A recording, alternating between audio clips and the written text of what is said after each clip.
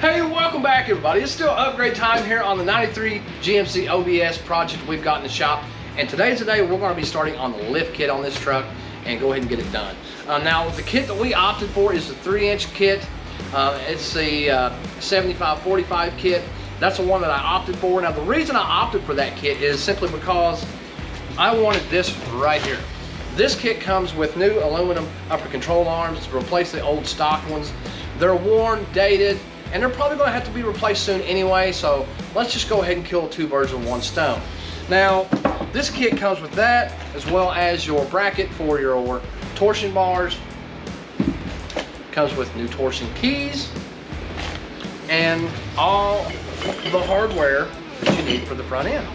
Now, this kit is available on our website at rodsandriflescustoms.com/store. You can pick this kit up, and we can actually offer it to you for free shipping right straight to your door.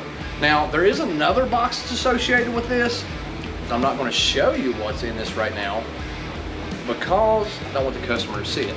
And you know, it's got some pretty cool performance accessories that are in that box that's going to make this install really cool.